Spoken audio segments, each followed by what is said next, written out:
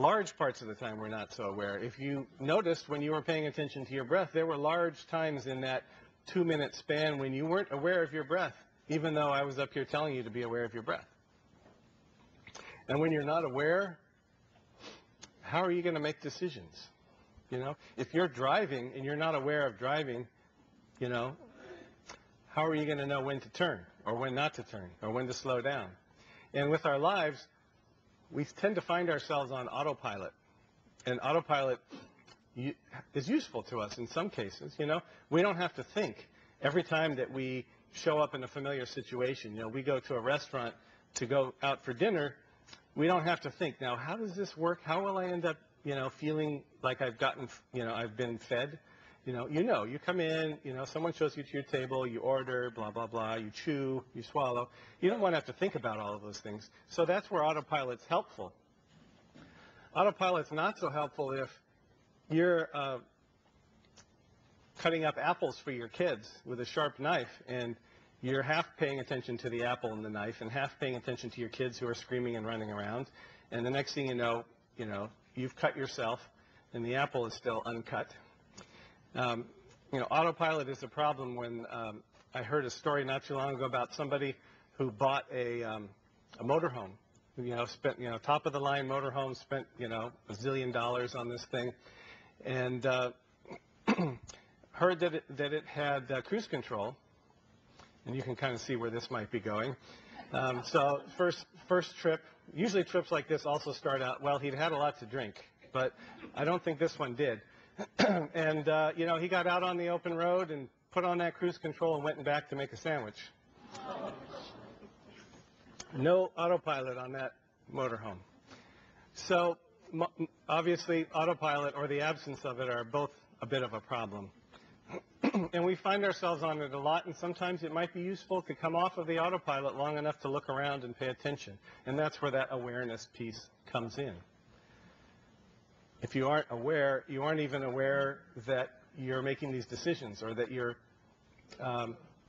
tuned in or not. So it all sounds really good, you know, mindfulness, being aware, being in the moment. It's hard work. We teach it, and I teach it in the mindfulness-based stress reduction class. We actually teach meditation and very basic yoga, and I understand you're going to get a little brief introduction to yoga here today.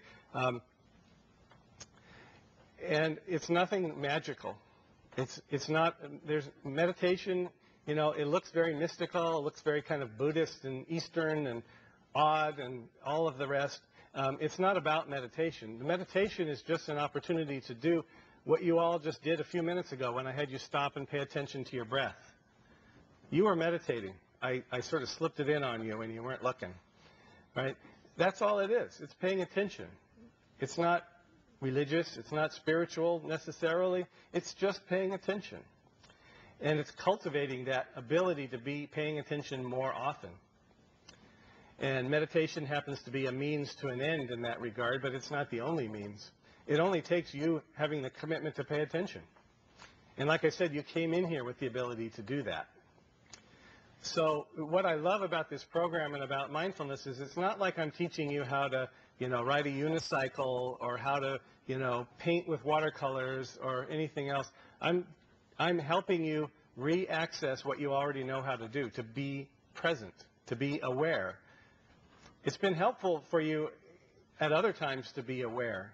And we're all born much more mindful than we later become as adults. We get conditioned, we get that autopilot thing. As kids are very much able to stay very present and to be mindful and in the moment. A great example of that was I went to a training in order to teach this program about 5 years ago, maybe a little longer. And one break in the training is several days long, this kind of retreat. And I call home to talk to my son, who was about 4 at the time. And I was, you know, all interested. I hadn't spoken to him in several days. And I said, hey, Ben, what are you doing? You know, what are you doing? And there was this pause. And he sort of, and he's usually pretty talkative, so that was surprising. And he said, well, Dad, I'm talking to you on the phone. Yeah. He's my best teacher. So you have that, you know. He is right there. I'm like, well, what did you just do? What are you going to do after this? You know, what's at school tomorrow? Blah, blah, blah. He's right there with me. So we have it. We're born with it.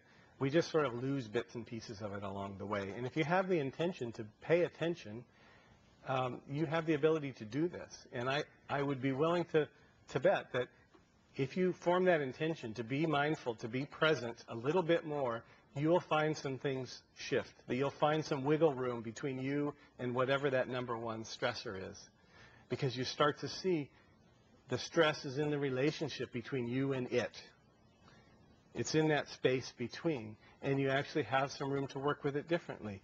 When you are dealt with a certain situation, you have some choices about how you are with it. Like I said, you look around, you meet 100 different people with Parkinson's, you see 100 different people dealing with it in 100 different ways. Some more or less healthy, productive, all of that sort of thing. But that means you have some room to do things differently if you're not liking how you're doing now. And I guess that's my job here today, really, is to maybe have you just step outside of where you are to look and see where you are and see if there might be some other choices or things that you can do to change it. Mindfulness-based stress reduction is a great class. I'm a little biased because I teach it all the time. I don't think any of the major health systems in San Diego don't have a mindfulness-based stress reduction program, and there are a lot of them in the community. But it's really nothing more than paying attention. It's really nothing more than noticing what's here and noticing that the stress is not in the thing, the what is. It's in how you're relating to it. So, it doesn't seem like much on the surface to be present, to be mindful. It might sound kind of appealing.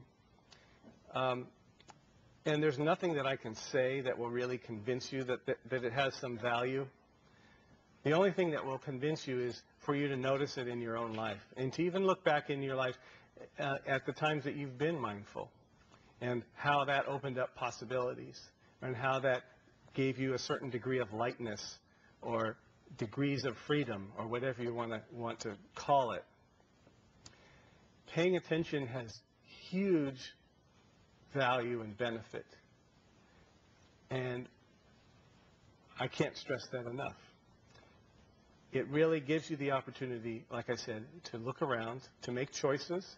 Those choices might include seeking out a class like this, seeking out a psychologist or other therapist who can help you in how you come to terms with anger, frustration, depression, anxiety, grief, et cetera, et cetera, et cetera.